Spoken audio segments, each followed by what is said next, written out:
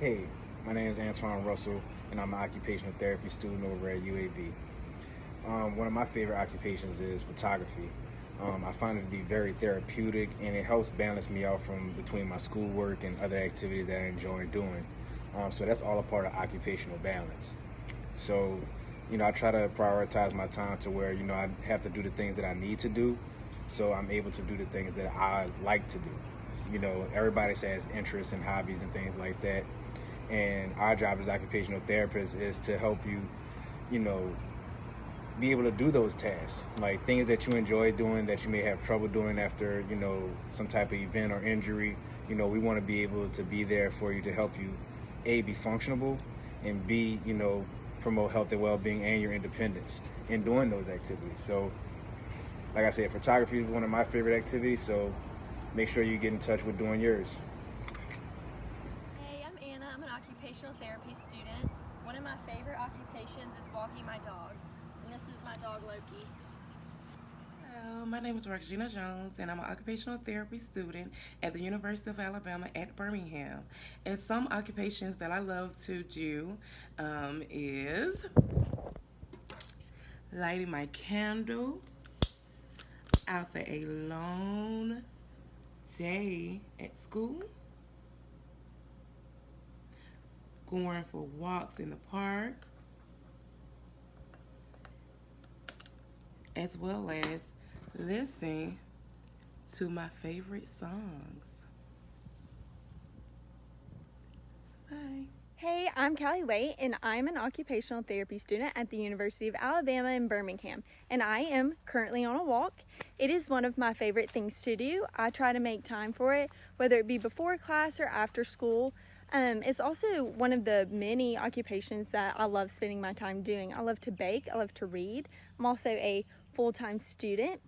So as occupational therapists, we really focus on the occupations that our clients find meaningful. We use it as part of treatment and therapy, and we really want to help our clients be able to get back to being able to do the occupations that they love to do. So we find that it is really important to have a balance within your occupation. So this just means that you spend time doing the things you love to do while also spending time doing the things that are required and necessary of you. Having a balanced lifestyle like this really improves your well-being. Hi, my name is Angela Moore, and an occupation that I love to participate in is teach spin classes at 315. This allows me to debrief from school, and it allows me to gain community with all the clients that come to see me to take my classes. So hi, I'm Madeline. I'm an occupational therapy student at UAB. So today I'm going to talk to you about some of the things that I love to do are painting, cooking, gardening. So today I'm painting, and these are all occupations. And so occupations are the things that you need to do, want to do, and they can be as simple as brushing your teeth. So as an occupational therapist, our goal is to make you as functional as possible so you can participate in these occupations. And a big part of that is creating occupational balance in life. So it can be hard to have all the things that you need to do, and then there's stuff that you want to do or need to do to relax or to do self-care, or today I'm painting and that makes me really happy. But it can be hard to balance it all. And so this PowerPoint, I hope it really helps you, or this video, I hope it really helps you to be able to create occupational balance in your life. What is occupational balance? There is no one single definition for this term, but these two quotes encompass the general idea of occupational balance.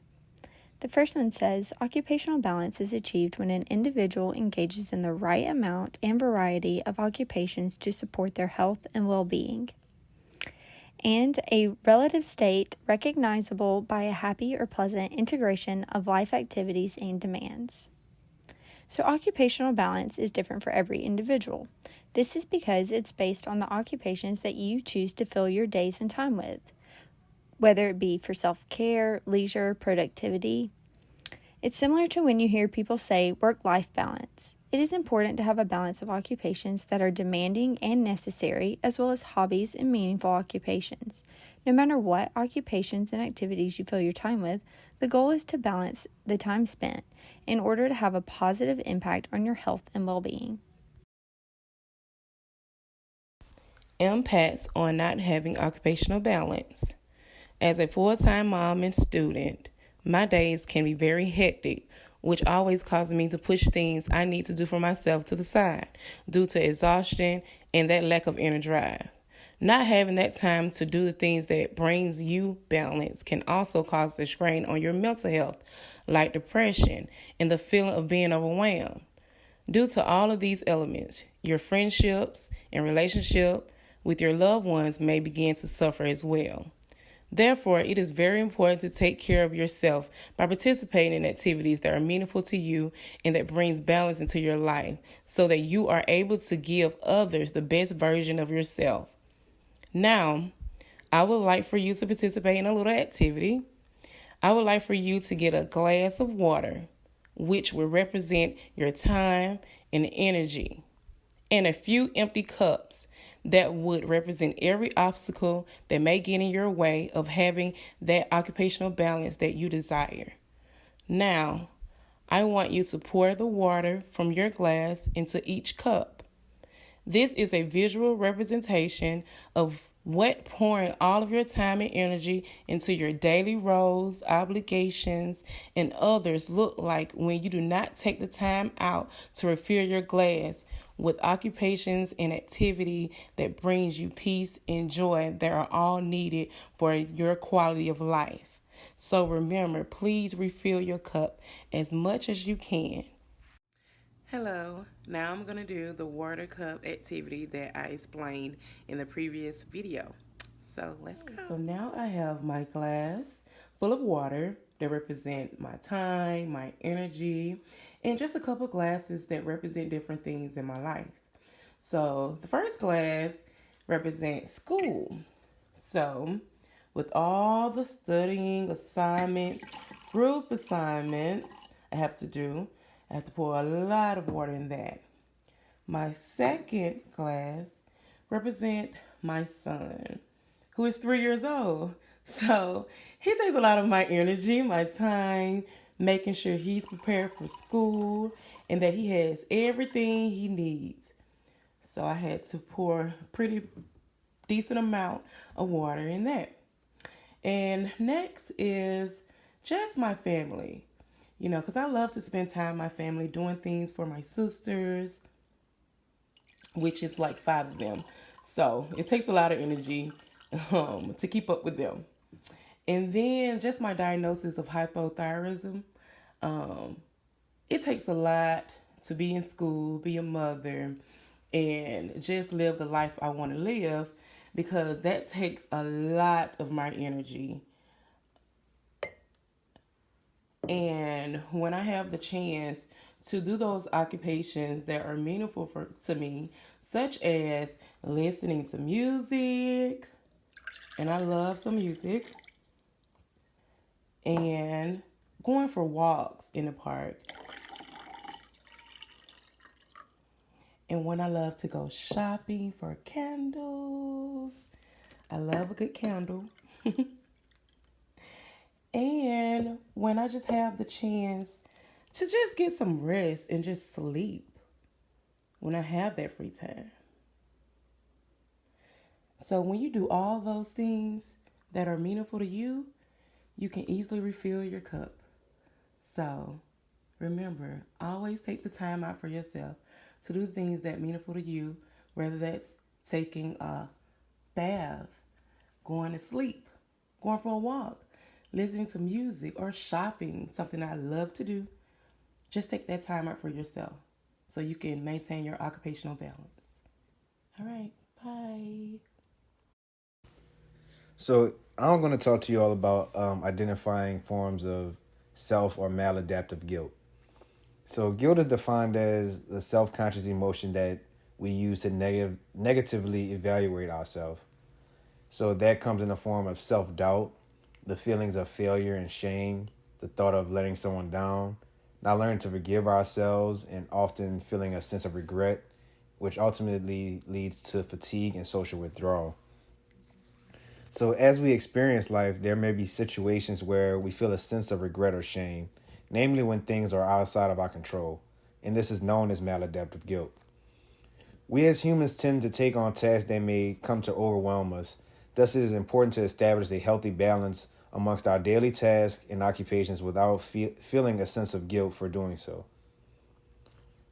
Every individual has unique hobbies and tasks that give them joy and pleasure. However, when we become bogged down with other priorities, such as a job, parenting, or caregiving, we often put ourselves on the back burner where the engagement and participations in our hobbies are becoming less frequent. As we see here in America, many Americans work 8 to 12 shifts daily, 8 to 12 hour shifts daily, with little time to take for themselves to do the things they would like to do. We often feel guilty for requesting time off because of these maladaptive thoughts of not being a team player, when that truly isn't the case. In countries like France, their citizens are forced to take 3 months vacation a year to prevent some burnout. So all that to be said, it's important that we recognize, signs of guilt so that way we can identify some strategies to cope with guilt.